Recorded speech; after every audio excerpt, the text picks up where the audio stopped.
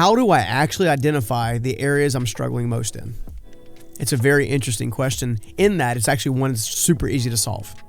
All right.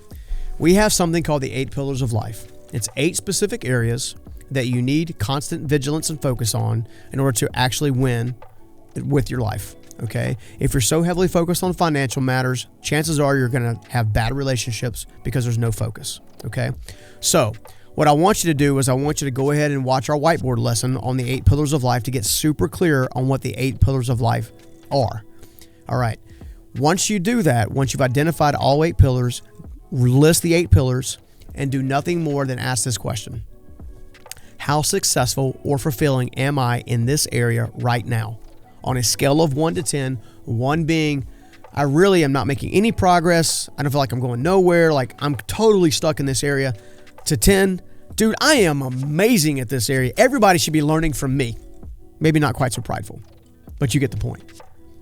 When you do that, it'll very clearly define the areas that you need the most help in right now, today, because all you have to do is go to your lowest score first. Pick the top 3, come back here, get more content, stick around for the journey principles, and we will make sure that we'll give you steps to help you in all of those.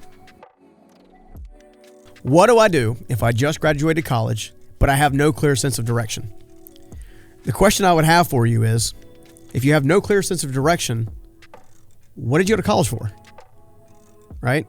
I didn't actually go to college, so it's really hard for me to tell you that specifically. What I do know is the important piece is to be authentic to you. What are the top 5 things? Go ahead and get out a pencil and paper. List the top 5 things that you're totally passionate about. And you can use anything. I'm passionate about movies. I'm passionate about music. I'm passionate about friends. I'm passionate about finance. I'm passionate about accounting.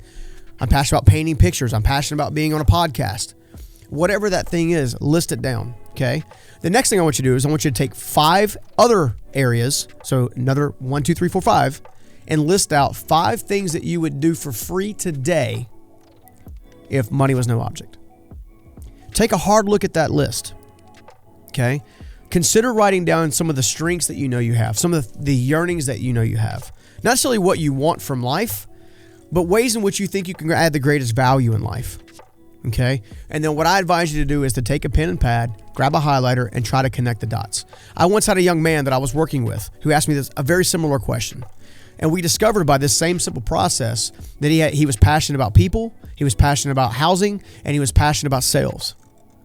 Well, guess what? Even though he went to college on a business degree, really wanted to do was to get into real estate and help people buy homes. Help people get their house that they've always wanted, their dream home, if you will. Or help people who once thought they couldn't get a house actually get a house. So much of who you are and what you're meant to do and where you're going to go with your life is already hidden inside of you. And sometimes the greatest thing you can do is answer a couple of questions in your own spirit or in your own self, right? So list the first 5 things you're passionate for, yearnings, if you will. 5 things you would do for free today if you could, if money was no object, and answer what's right, what's missing, and what's confusing. Then simply grab a highlighter, see if you can connect the dots. And if that doesn't do it for you, go ahead and connect with us at questions@journeyprinciples.com, and we'll take you through a process to discover that for yourself. All right. How do I overcome my past? I know this is going to sound super simplistic, but you got to stop living there. You can't live in your past. You've got to forgive yourself and move forward. You need to look at your past as a building block for your future. I've made thousands, if not hundreds of thousands of mistakes. But every single one of those mistakes taught me a lesson that I could use to build my future from. And it also had something that I had to completely just forgive myself for. I just had to completely let go.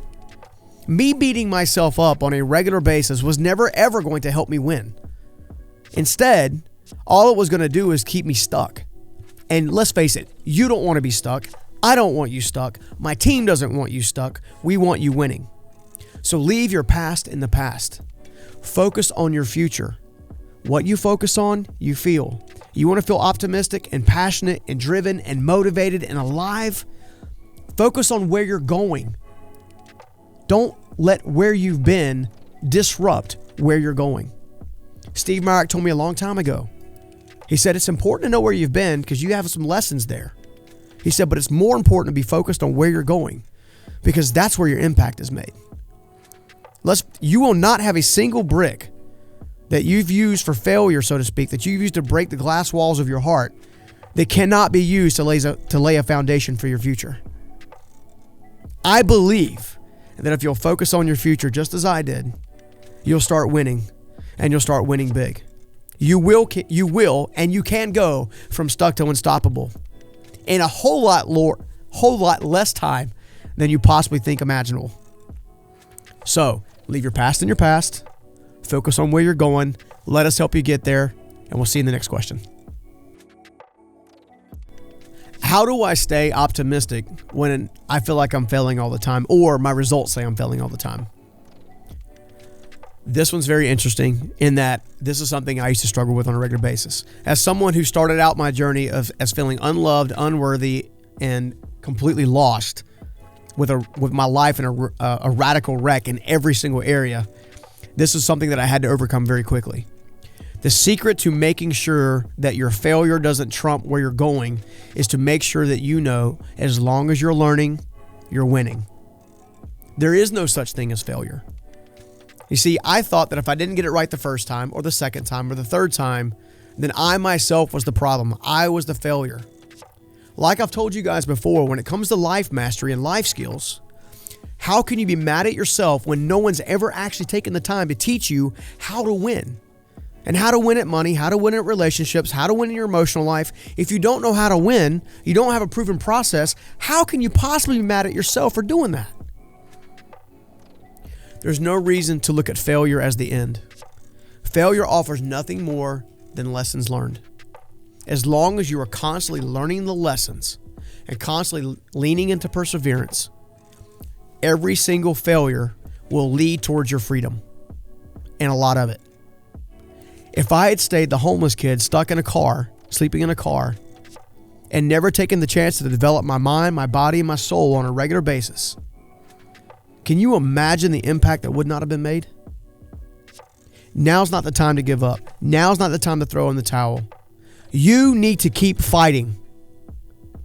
There are thousands of lives waiting for you to win, waiting for you to discover who you are, why you're here, and what to do about it. And we've got the processes to help you get there.